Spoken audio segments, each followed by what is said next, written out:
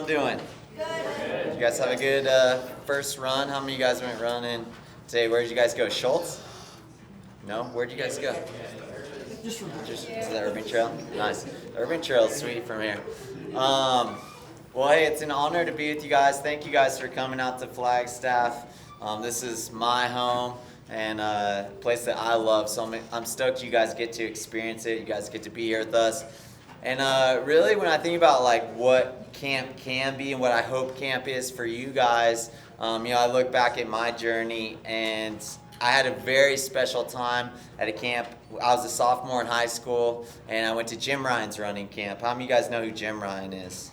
Yeah, most people are nice. Yeah, so Jim Ryan was like a huge hero of mine growing up. The first high school kid to break 4 minutes in the mile, and I want to be just like Jim Ryan. So getting to go out to his camp and meet him and interact with his family was just like a life-changing, cool experience for me. But it was also like a catalyst, and it was a catalyst to take me to the next level of my running.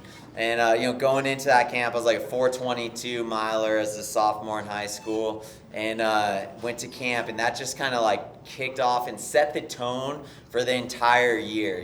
For all my cross country season, for my track season, and I went from a 4:22 miler to a 4:05 miler that year, and really like Jim Ryan's running camp didn't cause that, but it was a big piece. It was a big catalyst that helped me get to that next level. And really, it was a big thing of excitement for me. I just remember going to that camp, meeting people, having relationships with other campers that still continue to this day.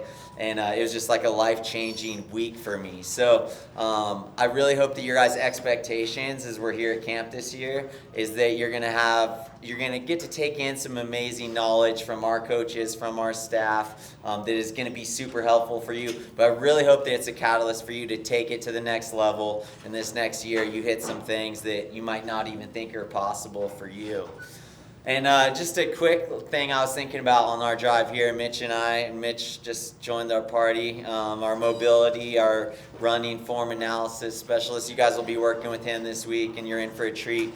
So utilize Mitch. He's got a ton of knowledge. He can help you guys out if you have little niggles. We're going to get a chance to look at your running form. Lots of good stuff coming your guys' way this week, but Mitch is going to be a huge resource for you guys. So make sure you say hello to him and pull on him because he can really change things around in your running for sure.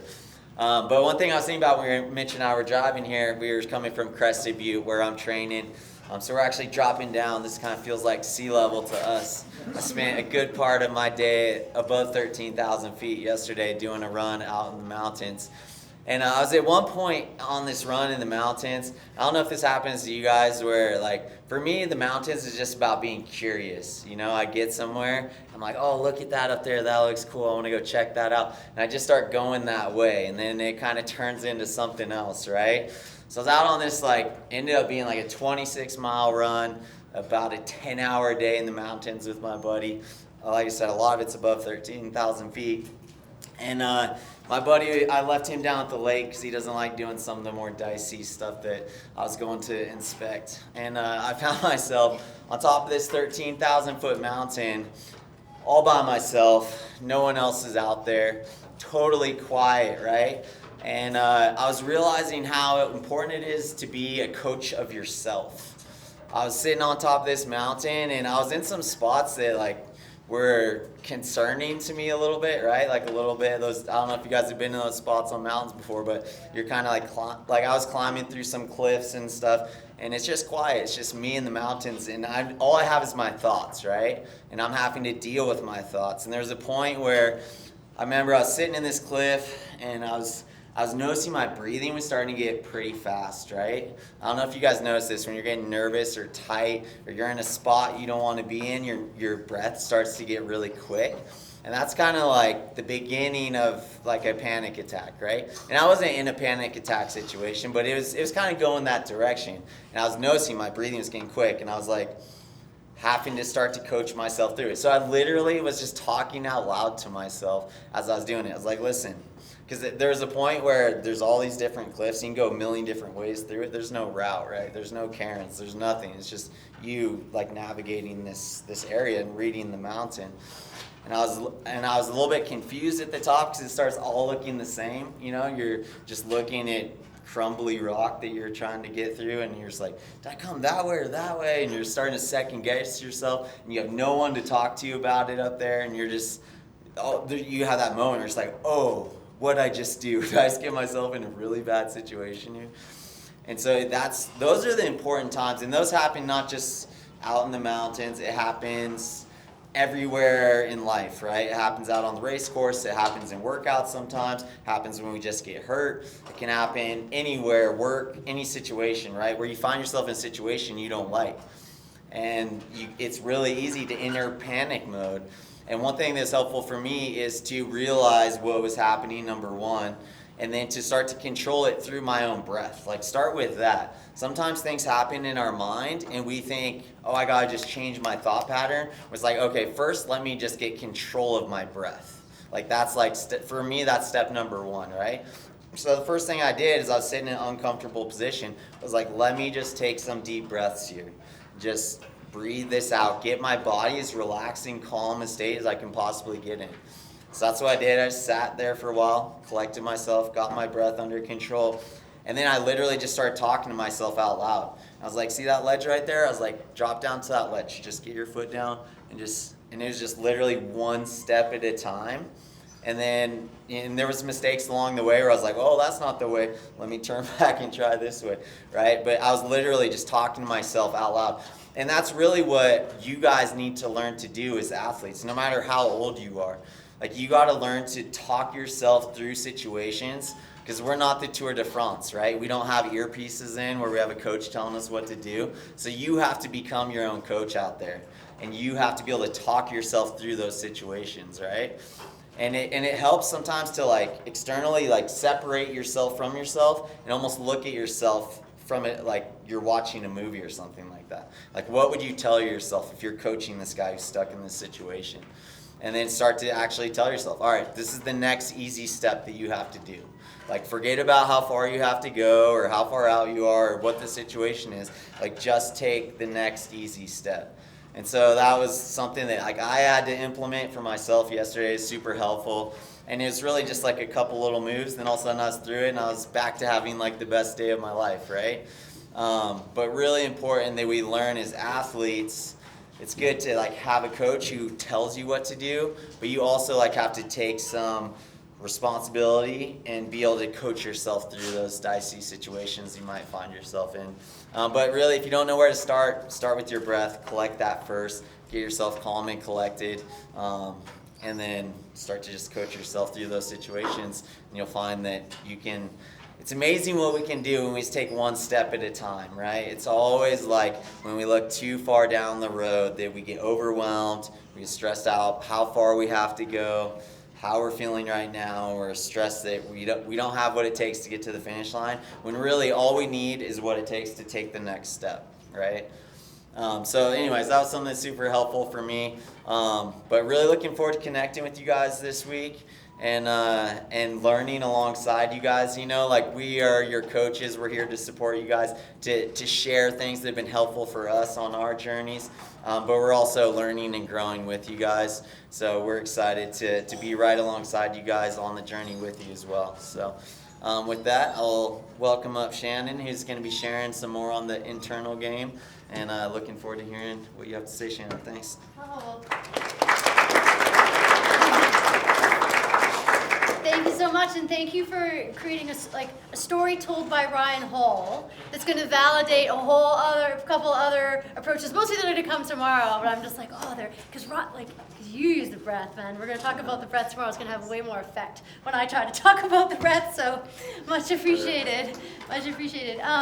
So thanks to Ryan and the whole Run Free crew for having me to talk with this group. This is it's my first time working with all of you, and I'm really excited. It's been fun fun so far, the time we've had together to talk and get to know each other a bit. And I'm also excited to meet like this, it looks like a really diverse group of runners, which is so neat. Like looks like high school right through to, I'm gonna guess, people like adults who race on the road and the marathon probably as well, maybe even some trail, maybe even some ultra stuff.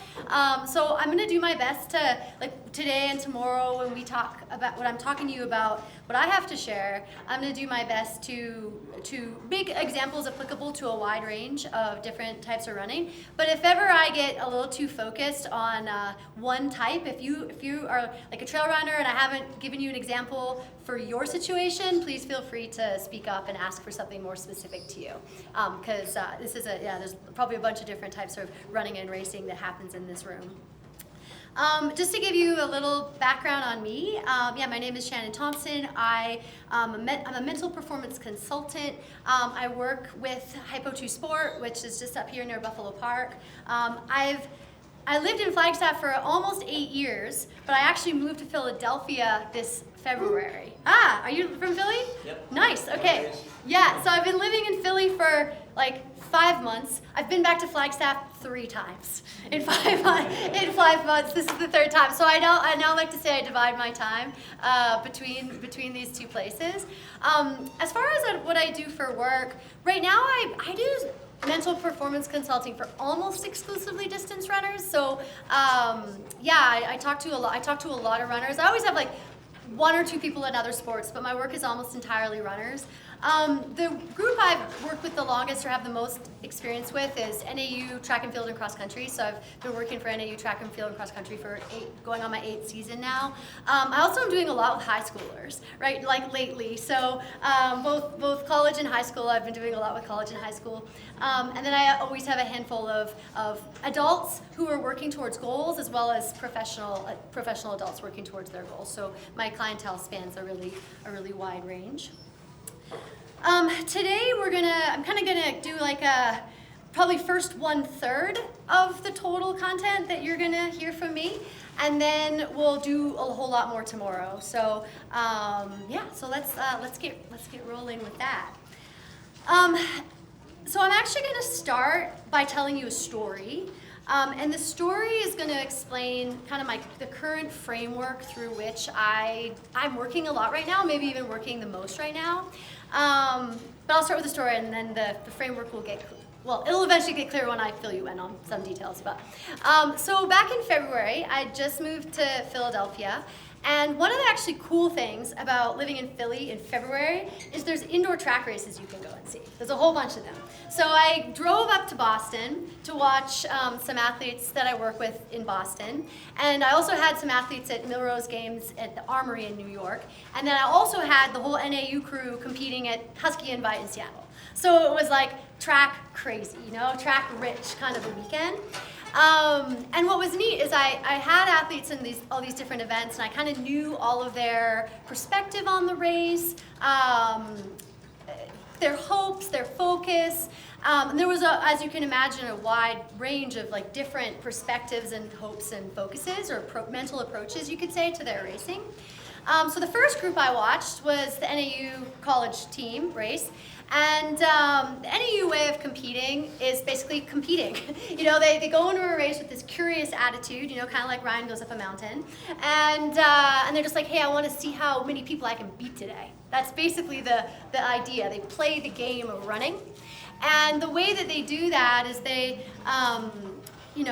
get in position, good position early, they commit to the middle of the race, really quite bravely usually, and then they're competing with the people around them right to the end of the race. It's a really gritty, kind of like scrappy, I'd say honest way of racing in a way, So I watched them, and I'm watching them compete, and was really proud of them. I really thought they did embody that. And, for some people, the approach paid off. They won their heat or they ran a PR. For some people, it almost paid off till like 600 meters to the finish, so that, parts are flying off the side of the track. But it's the spirit that matters, right? It's the attitude that's going to pay off over time. So I watched NAU compete, essentially. Their relationship with the race, their perspective was competing. Then at Husky meet, I watched another athlete that was from a different school that I'd actually just had one conversation with. And this athlete was like really focused on getting a PR. Like she was this indoor season, she like wanted an indoor 5K PR, and she was like after that PR. And I don't like that. We'll talk a little bit more about perspective in a second, but getting really attached to a time is kind of a high stress way to race. And it doesn't usually set people up for a great race. But we hadn't really had time to take that apart. Like we talked about a few other things, we hadn't had time to take that apart. So I watched her kind of start, and she didn't position super well, and then she, started to fall off in the middle of the race, and then she finished much slower than she wouldn't have liked. And as I watched, I could kind of feel like the tension that I felt in her when we were talking about, what she was hoping for from this race, like this need for the PR. And I was like, geez, I swear, it's like that, like that was a whole bunch of the problem. Anyway, I went to New York and watched Millrose, and the race that stood out to me the most was the men's 3K. And part of the reason I think it stood out to me is there was a whole bunch of people from Flagstaff in that race, so it's like easy to, be watching the people who you know. And that atmosphere is pretty cool. Like it's the track's on the second floor. Some of you probably know, like the track's on the second floor of this indoor building, and it's a 200-meter track, and everyone's really like the crowd's really tight around the track, so the energy is pretty high and pretty neat. But I noticed like Luis Grijalva in particular, and he just looked so calm, and he just looked so relaxed early on in the race. And then, with about 3 laps to go, he moves to the lead. And then Josh Kerr, who's another excellent athlete, many of you probably know who that is, was like on his shoulder. And like for the last 3 laps, these guys are just racing, like round and round this 200-meter track. And I was driving home from that meet, and it just struck me, having seen so many different ways of relating to the race, I would say. So we had the group that was there to compete. They were curious. They were there to play the game of running. They were there to compete. We had another person who was fixated on the PR. And then we had Luis and Josh Kerr, and I'm sure a couple others too, who I swear the phrase that came to me was like, it was like they're on a whole other level of presence. Like there's this term that I've been playing with lately. It's like they were connected to the heart of the race. It was like a whole nother level.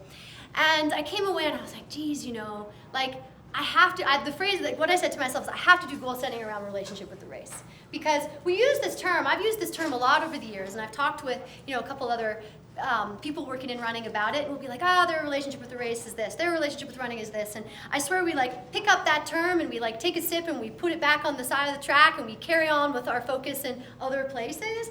But what I realize is the relationship with the race, that's like the whole sea that someone runs in. Like it's not just this one little part of their experience, it's the whole thing. It's their perspective, it's their reason, it's their how they their identity within the space to a certain extent.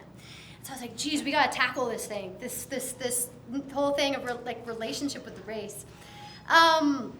So I came home and I thought, okay, well, how are we gonna do that? And actually, I'm gonna go a little out of order on my slides and show you. This just works better. Oh man, we have this funny, there we go. Here we go. Okay, yeah, you can see it.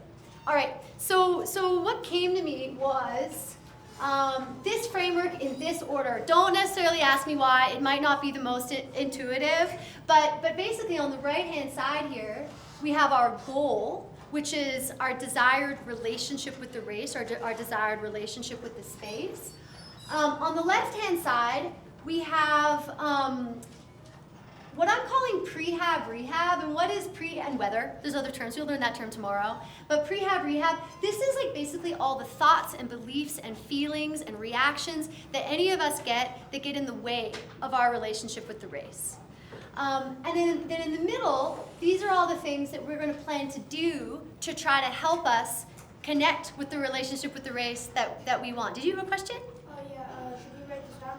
Oh, good question. You don't have to today. We'll try to get you a chart tomorrow. My printer broke. So, yeah, we'll try to get you a chart tomorrow. Okay. Well, when there's something to write down, I'll tell you for sure, though. Okay. So kind of as I wrote this out, I was like, this looks like a training framework, It's like, here's our goal. here's our, this could be our goal. You could put workouts and stuff in there maybe, you know. And then over here, this is our weaknesses and vulnerabilities. So this is the stuff that we need to change and strengthen. This are the beliefs and the thoughts and the feelings that I get that get in the way of my relationship with the race. So these are the things that we need to strengthen and improve. And in the middle, this is the stuff that we do to like activate our ideal relationship with the race. This is kind of like form drills for your mind. Who here does form drills? A few? Yeah, most of you. Strides? Kind of. Yeah. Kind of like form drills and strides. So this is the framework that we're going to be working with in our kind of 2 talks today and tomorrow. Today we're going to focus mostly on what am I talking about when I talk about relationship with the race. And we're going to talk about specifically why I think relationship with the race impacts a person's performance. And then I'm going to try to help you get to a place where you're able to think and consider what your preferred relationship with the race would be. And then we'll pick it up. Tomorrow. Will be the plan. Okay, so let's jump into why. Actually, I'm gonna go here.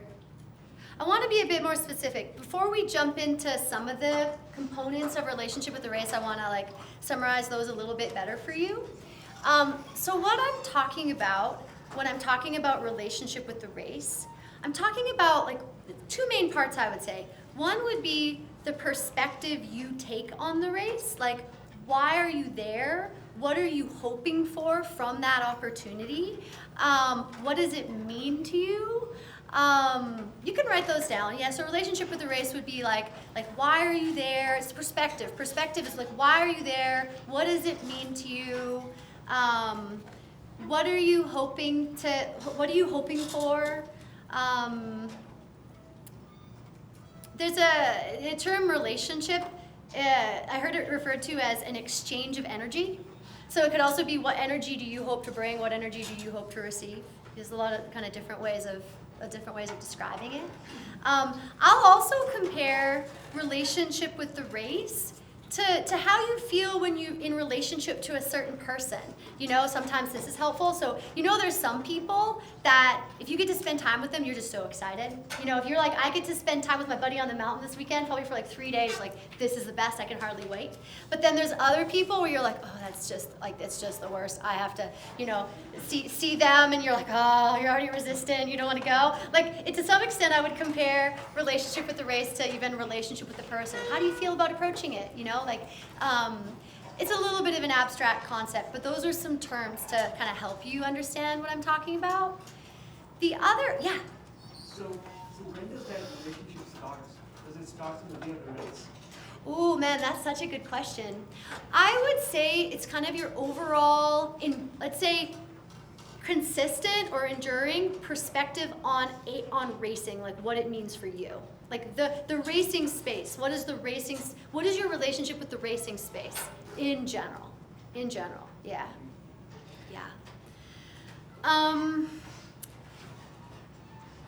So that's part 1 to kind of just describing what is relationship with the race. Part 2 is what qualities in yourself do you want to bring out in the race? Now, sometimes this whole concept of relationship with the race is oh my gosh, that's a lot. That's kind of a lot to consider. Sometimes just asking yourself, who do I want to be in the space, is another way to simplify it. So if anybody listening to me is oh my gosh, I got lost in the whole relationship with the race idea, I don't really know what she's talking about, a way of kind of simplifying that is to ask, who do I want to be in that space? What qualities in myself do I want to bring out? Similar. It kind of gets at a similar thing. Does anybody have any more questions to clarify what I'm talking about with respect to this relationship with the race? Not right now? Just one comment on it. I feel for me personally, it changes based on my fitness level. Oh yeah. My confidence and when I'm really confident, I feel like I'm bringing a different relationship with the race compared to if I'm going into it like kind of shaky. So. Can you tell us? Can you share like the kind of different, like how the relationship might be different? Yeah. So like when I think about races where I did really well, like I was usually like rolling in training, feeling great, but when I bring it to the race, I'm like bringing fire to that race. Like my mentality is like I'm gonna intensity.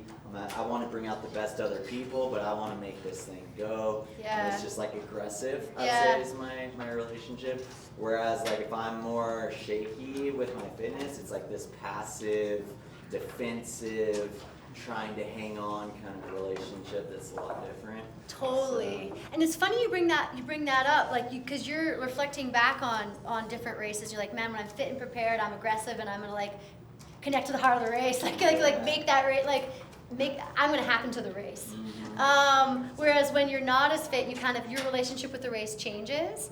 And it's funny. So what I would wonder, like in that situation where you're not as fit and your relationship with the race changes, I would wonder how much of that is a choice and how much of that is weather.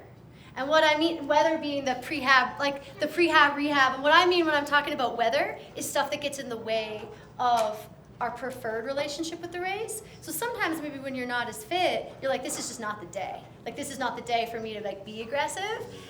And you're choosing that. And that's the chosen relationship with the race. And then other times it gets in the way and we can't be who we want to be. So I like that you brought up that there's like different like relationships with the race.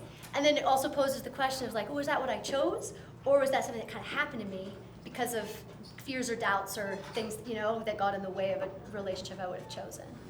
Yeah. No, thank you. Yeah. And it can change too, like Ryan's saying, like I definitely, as I've been working with this framework with athletes, their relationship with the race, they tweak it and evolve it over time. So I would expect it to be dynamic. It doesn't change dramatically usually, someone's chosen relationship with the race, but there'll be like tweaks and adjustments and stuff at least not so far, as they go. One other thing to say is there's no wrong answer. Like one thing I don't want you to do is go away being like, man, did I get this right? Did I answer her question the way she wants me to answer it? More so, I want you to think about how would I describe like how I feel, who I am at a race in a way that makes me feel excited. And if you can do that, you're right. So that's kind of our project is for you to go away and think about. That's gonna be your homework, to go away and think about that. But before I give you time to do that, I want to explain a little bit more about why relationship with the race actually matters, and why it like directly matters to performance. So you'll notice that one of the elements that I was talking about when it came to relationship with the race was perspective, kind of like the lens through which we look at the race.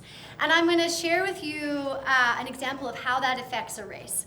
So here we have, what do we mean by perspective? It's the lens through which we look at the race. It's a large part of our relationship with the race.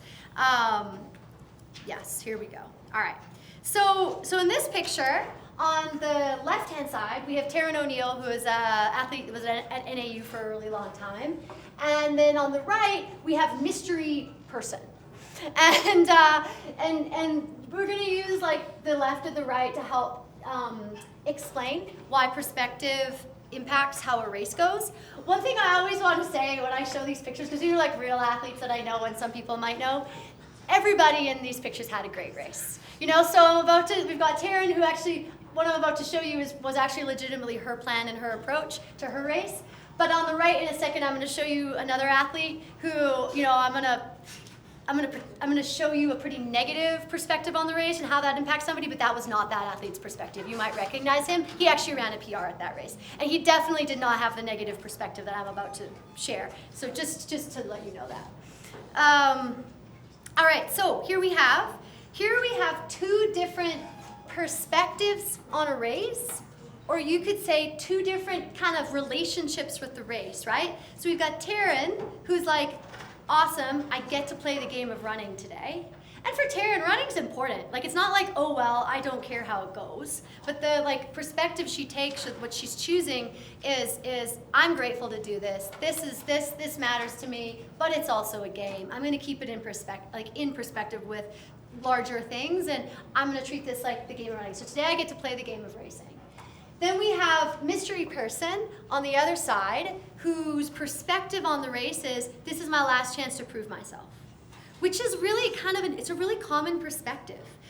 We tell ourselves all the time why we need to run well today.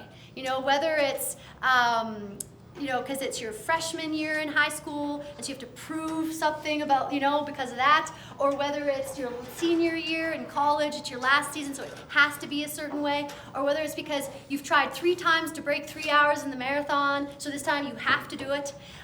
We do tell ourselves things like this a lot. So these are our 2 different perspectives. They're like kind of 2 different relationships with that space. And so here's how this affects those athletes. So Taryn on the left-hand side, when she's thinking about playing the game of running, it's actually really easy to focus on your plan. When you're like, I'm playing the game of running, this is great, this is my plan, boom, I can focus on my plan. So part of Taryn's plan was to focus, we actually didn't give it here, but her first part of the race plan would be to run with her teammates. I know, that's what it would be. And then on the right-hand side, we've got our person who's like, this is my last chance to prove something. They're just feeling tense and scared. They're probably not thinking about anything other than how bad they want their goal. And it's really easy to forget a race plan when you're like, I need this today. We forget even to focus on a race plan. So here we are. Now we're, let's say, 2K into a 5K. And Taryn is focused on her plan because she's excited. So she's like, okay, for this part of the race, I was supposed to just stay with my teammate and focus on 1 lap at a time. Just stay in here 1 lap at a time. So she's doing that. And then we have our athlete on the right who 2K into a 5K, it's starting to hurt a bit. And he's like, uh-oh, I'm hurting too much too soon. My goal might not happen. And so there's already stress and fear at 2K into a 5K race. So now let's say we're 4K into a 5K race, and Taryn's moved on to the last part of her plan, which is how many people can I pass? Which is a really useful focus in racing to get the most out of ourselves, is just gonna catch that person, pass that person, and compete with that person. So she's into the last part of her race where that's her focus. And then our poor mystery person here on the right-hand side has already given up on the race because they got stuck in their head about how much they hurt at 2K into the 5K. And now at this point, they've written it off, and they're just like, another bad race. What is everybody thinking? And what's my coach thinking? It's I feel like it's a normal thing we think, right, when you're having a rough race. So then we finish the race, and Taryn's had a great time with my buddies, got to play the game of racing, so she'll go into the next race like that. I get to play the game of racing and probably have, a similar kind of experience because she'll be focused and she'll play and compete and it's a real constructive perspective. Then we've got our poor person on the right who just their race fell apart at 2.5K really, and they ended up surviving. And what's funny is what something like that will do is it will reinforce the perspective we had on the first place. So now he's like, now next time I really have to prove myself. And it's kind of wild how that works, isn't it? So we talk about perspective, and perspective matters, but it matters because our perspective affects how we see the opportunity or how we see the challenge, which then affects how we act within the challenge, which then affects what we get back from whatever the challenge is, which then affects our perspective. So us being really clear about what perspective we want and choosing a helpful one is just got a huge cyclical effect on our relationship with the race and how things go. So perspective matters. I have one other thing to show you that's really quick that helps with perspective. I hope the audio works. If it doesn't, I can talk this out. But let's see if the audio works. It's actually a video, but I don't know why the video. Actually don't know how to make the video play. There's a bit of a different software on here. I wonder if I do this. Yeah, maybe? Hold on, I'm gonna try one more thing. It's very short. I can definitely explain the concept, but I think it would be nice for you to see the video. Hold on. So this video talks about how perspective on the race affects your body in the race. So it's not just like, it does affect how you act and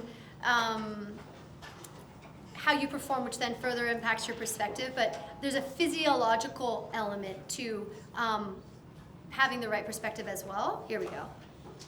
See if the volume works. When you really get into the race, It doesn't. the effort starts. Okay, so when you really get into the race and the effort starts to get hard, your body is becoming more and more and more out of physiological balance. So you're not getting as much oxygen, etc. It freaks the brain out. Is this? Are we okay? So what the, Checks in with the emotional climate. I'm gonna pause it because it's going faster than I am. There. So what happens when your body gets out of physiological balance, your brain notices that and it checks in with your emotional climate to see if that's safe and if you're okay. If the brain notices stress and fear and tension and need, it says, uh-oh, this is a dangerous climate. And it starts to shut you down.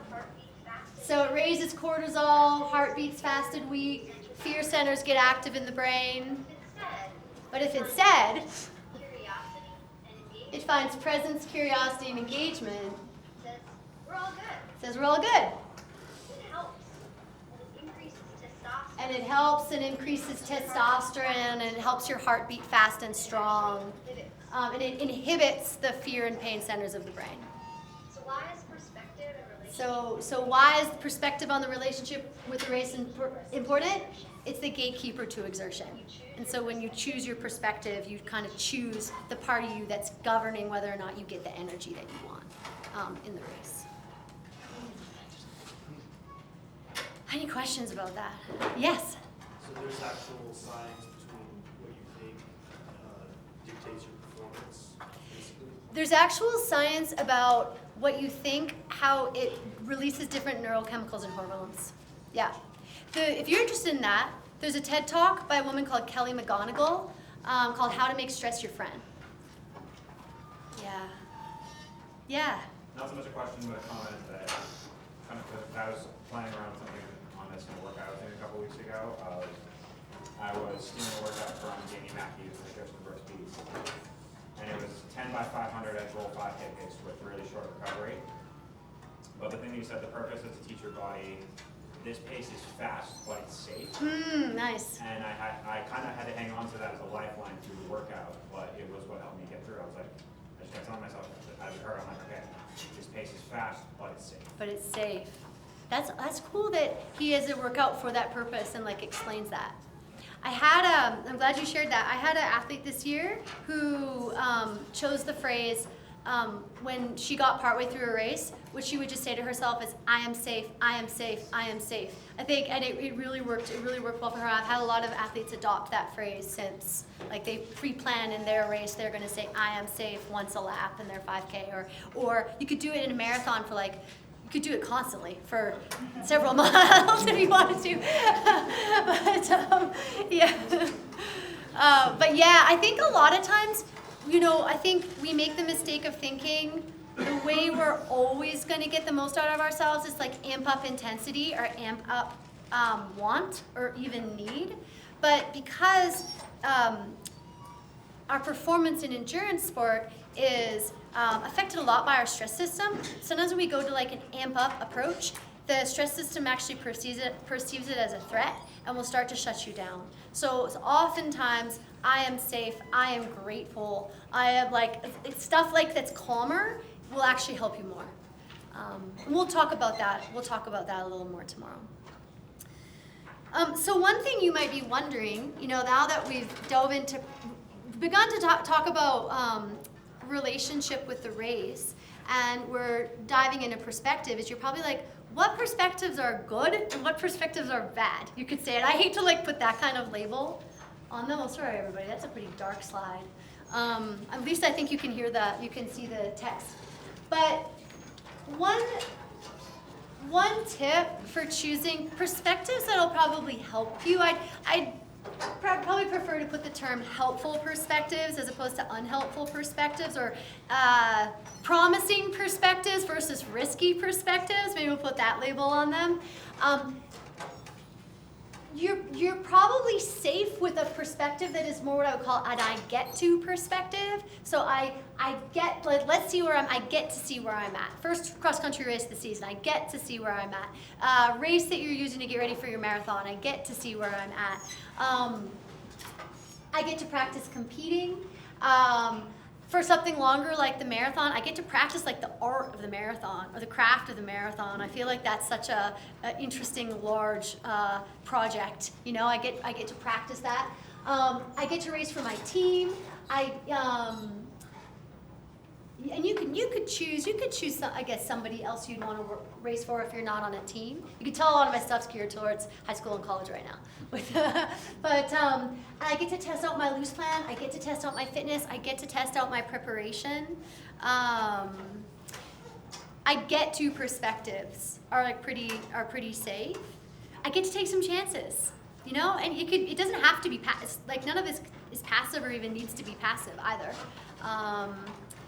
I have to perspectives are more like I need a PR. I have to break this time barrier. If you're college or cross country or high school, I have to make varsity. I have to make the top 7.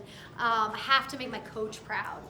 I have to beat so-and-so, stuff like that. That's the stuff that creates tension and puts you at risk, I would say, within the race. So your homework between now and tomorrow is to go away and consider, what do I want my relationship with the race to be? So what perspective do I want to have on it? What qualities in myself do I want to bring out? I would encourage you to write pretty freely about that to start with. But then what we try to do, when I'm working with an athlete on this, what we try to do together is dial it down to a short couple sentences. Because we want it to be a powerful statement. Because you're gonna lose sight of that, So we want it to be a powerful statement so that you can just return to it easily. You don't have to go read the paragraph you wrote. We want a statement that you're gonna return to. So yeah, homework between now and tomorrow. Write freely on what you want your perspective on the race to be, but then try to dial it down. I feel like I should show you a few examples. So here's a few examples. Sorry, you can't even read that all. I'll have to read these. I'll have to read them for you. So underneath relationship with the race, a few different perspectives that athletes that I'm working with have are, the first one is I want to be grateful and proud of myself. I'll tell you who that one came from. That one came from a young professional in his second year of competing as a pro. And he just he was a person who really believed that he needed a certain time to be respected or to belong or to fit in. And he was super, super critical on with himself. Anytime in an average race, he's beating himself up for things he did wrong, but it was really getting to him and he was really tired of it, of being like that. And he came walking into my office one day, he goes, why can't I just be grateful and proud of myself? I'm doing exactly what I wanted to do. All my life I wanted to be a pro runner. Why can't I be, that? And he was exasperated. So we're okay, right-hand column, grateful and proud of myself. So that's one. Another one is curious about what I can do. And that's an AU runner, and that's a lot of their perspective. So my perspective on the race is I just want to be curious about what I can do. The third one, this is a high schooler. And this statement showed me I'd been talking down to high schoolers my whole life. So he said, I see my relationship with the race is it's a space of shared hope and risk, and we all belong because of our shared vulnerability. Right? I was okay, need to up the game for high schoolers, and that's what And A perspective that like another NAU runner is just perspective is he sees himself as irreplaceable. The race would not be the same without me, so I'm going to happen to the race. I stole that from somebody because I liked it so much. And then another one was just excited to be there. I have a sense of purpose. This person has like a spiritual life. I have a sense of purpose by being there, and I'm also going to work on what my purpose for the race is. So maybe I'm supposed to be working on committing to the middle. Maybe I'm supposed to be competing at the end. Maybe I'm supposed to be patient at the start of a marathon. So the purpose is to work on what I'm supposed to be working on. And then the last one, which is quite convenient, is they want their relationship with the race to run freely. That's a nice little serendipitous thing. So there's some examples for you. Any questions from anybody about any of that? Yeah. So what words would you replace relationship with race? Could be running. Training, running. Yep, Like, that's what are some other ones that you like Yeah. see people like replace that with? And it's funny, you need just the right word for you, huh? Like often I'll use the race. Sometimes it's running because we can tell that like it's actually their whole relationship with running that's kind of the challenge. It's not just the racing space. One person prefers to use the sport, which is for them feels different.